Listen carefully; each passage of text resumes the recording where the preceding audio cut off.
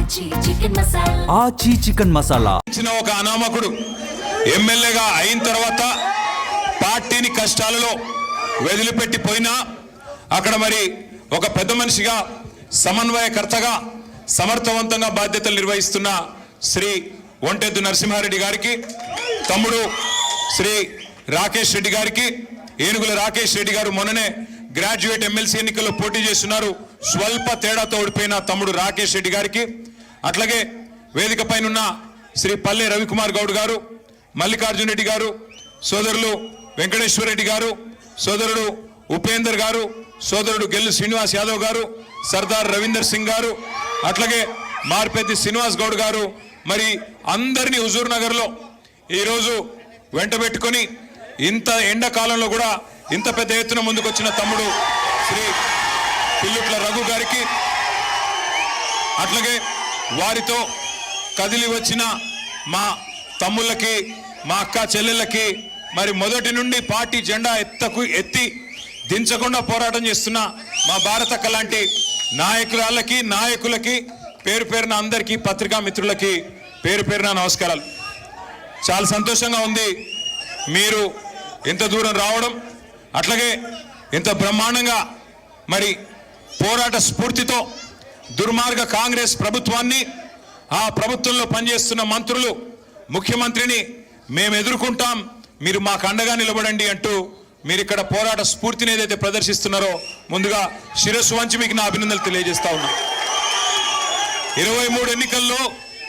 2023 ఎన్నికల్లో ఆనాడు మనకు హుజూర్ నగర్ నియోజకవర్గంలో 70,000 ఓట్లు వస్తే తర్వాత జరిగిన పంచాయతీ ఎన్నికల్లో సంవత్సరంన్నర తర్వాత గెలిచిన ఎమ్మెల్యే, గతంలో ఎమ్మెల్యేగా పనిచేసిన వ్యక్తి వదిలిపెట్టి పోయినా మేము మాత్రం వదిలిపెట్టమంటూ గ్రామాన సింహాల మాదిరిగా పోరాటం చేస్తున్న మా తమ్ముల వల్లే, మా చెల్లెళ్ళ వల్లే ఏం జరిగింది అంటే పంచాయతీ ఎన్నికల్లో 14,000 ఓట్లు అదనంగా వచ్చినాయి. 70,000కు 84,000 అంటే మన బలం మరింత పెరిగింది తప్ప తగ్గలేదు. మనను వదిలిపెట్టిపోయిన వాళ్ళు, ఆ ఎమ్మెల్యే గారు ఎవరైతే ఉండేనో గతంలో వదిలిపెట్టి పోయినాడు, కనీసం సొంత ఊర్లో ఉన్న సర్పంచ్ గెలిపించుకోగలిగినాడా? అంటే పార్టీ నీడ నుండి పోతే ఏం జరుగుతుందో చెప్పడానికి ఇగో ఈ మీ హుజూర్ నగర్ మాజీ ఎమ్మెల్యేన గొప్ప ఉదాహరణ. ఈరోజు ఒక అనామకుడుగానే వచ్చినాడు, రేపు అనామకుడుగానే మిగిలిపోతాడు తప్ప ఏమీ అయ్యేది లేదు.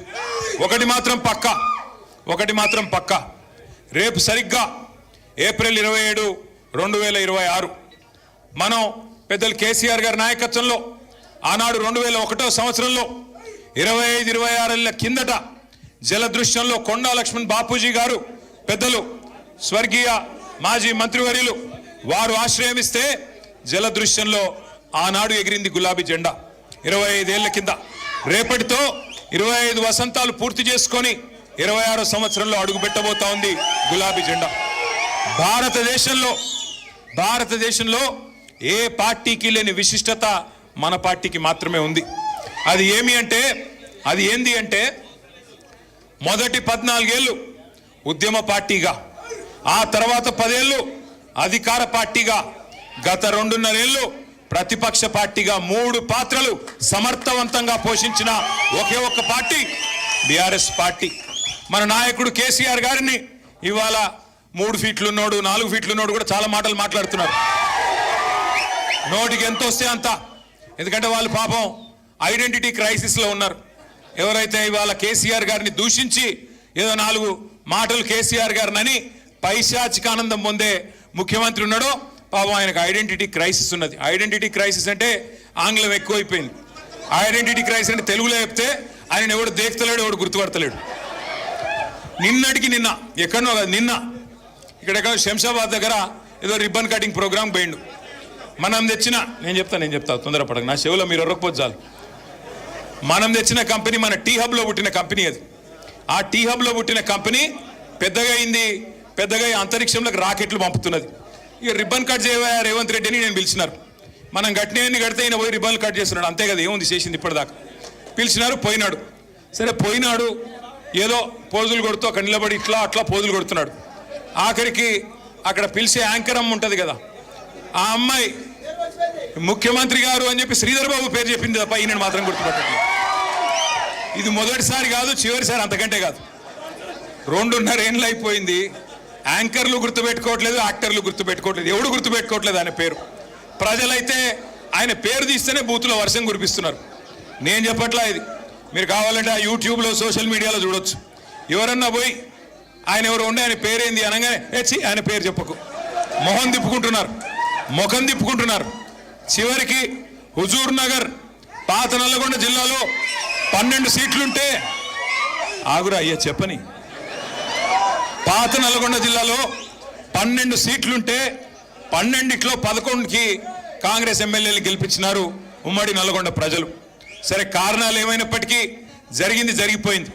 కొంత మన తప్పు ఉండొచ్చు, కొంత మన ఎమ్మెల్యేలు గతంలో పోటీ చేసిన వాళ్ళ చిన్న చిన్న లోటుపాట్లు ఉండొచ్చు, పొరపాట్లు ఉండొచ్చు, చిన్న మరి అసంతృప్తులు అక్కడ ఇక్కడ ఉండొచ్చు. నేను కాదనట్లేదు, మేము కూడా మనుషులమే, ఆడినో ఎన్నో తప్పు చేసే ఉంటాం. అందుకే ప్రజలు ఆ తీర్పిచ్చారు, అందులో వేరే అనుమానం లేదు.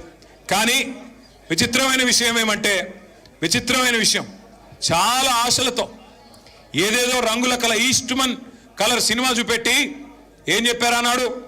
ఈరోజు ముఖ్యమంత్రిగా ఉన్న రేవంత్ రెడ్డి ఆ రోజు పిసిసి అధ్యక్షుడు, ఈరోజు ఉప ముఖ్యమంత్రిగా ఉన్న బట్టి విక్రమార్క గారు ఆ రోజు సిఎల్పి అధ్యక్షుడు. ఏం చెప్పారు ఆ రోజు విక్రమార్క గారు? మీకు గుర్తుండాలా, ఇట్లా గ్యారంటీ కార్డు పట్టుకొని ఇది మీరు భద్రంగా పెట్టుకోండి, 100 రోజులు గట్టిగా పెట్టుకోండి, 99 రోజులు అయిపోయి 100వ రోజులకు అడుగు పెట్టంగానే మా కాంగ్రెస్ వాళ్ళు వస్తారు, దాన్ని తీసుకొని ఒక్కొక్కరికి మీకు అన్ని బ్రహ్మాండంగా 100 రోజుల లోపలే అన్ని పథకాలు అమలు చేస్తామని చెప్పి ఆయన ఉంటాడు కదా, ప్రముఖ సినిమా యాక్టర్ కమల్ హాసన్ మించిన యాక్టర్లు ఒక్కొక్కడు కాంగ్రెస్లో బ్రహ్మాండమైన యాక్టింగ్ చేసినారు. కార్డులు భద్రంగా పెట్టుకోండి అన్నారు. జేమ్స్ బాండుల మాదిరిగా బాండ్ పేపర్లు రాసిచ్చినారు. బాండ్ పేపర్లు రాస్తున్నాం, ఇదిగో 100 రూపాయల స్టాంప్ పేపరు, దేవుడు కాడ పెడుతున్నాం, ఒట్టు పెడుతున్నాం, నమ్మండి దేవుడి మీద ఒట్టు అన్నారు.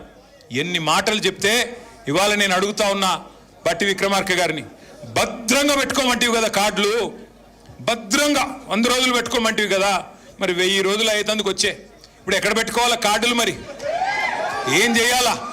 ఇక ఎంత సిగ్గులేని నీతి మాలిన మనుషులంటే కాంగ్రెస్ నాయకులు.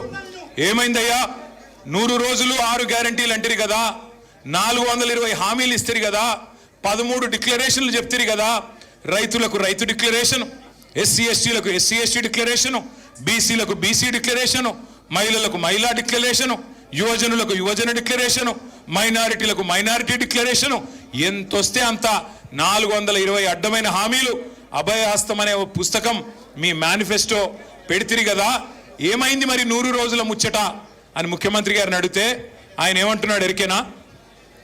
ఎంత కండలు తిరిగిన వస్తాదైనా 3 నెలల్లో పిల్లలు పుట్టిస్తాడా అని మాట్లాడుతున్నాడు. సరే ముఖ్యమంత్రి గారు, నువ్వు చెప్పింది కరెక్టే, 3 నెలల్లో పిల్లలు పుట్టారు, ఓకే, మేము కూడా ఒప్పుకుంటాం, మాకు కూడా తెలుసు, కూర్చున్న వాళ్ళందరికీ తెలుసు, రాష్ట్రంలో అందరికీ తెలుసు. 3 నెలల్లో పిల్లలు పుట్టపోతే పర్వాలేదు, కానీ 30 నెలల్లో పిల్లలు పుట్టపోతే నిన్నేమనాలి? మరి ఏమనాలన్నా? నేను అనట్లేదు, 30 నెలలే ఇంకా నువ్వు చెప్పిన ఒక్క హామీ అమలు కాకపాయే, ఏమనాలి మరి నిన్ను? నేను అనలేదా, మళ్ళీ మీరు అనాల? నేనేమంటున్నా అంటే, మాటలేమో ఆకాశాన్ని అంటే మాటలు, డైలాగులు, సినిమా డైలాగులు చూస్తే మరి కింద పనేమో ఏమీ లేదు, హల్లికి హల్లి, సున్నకు సున్నా.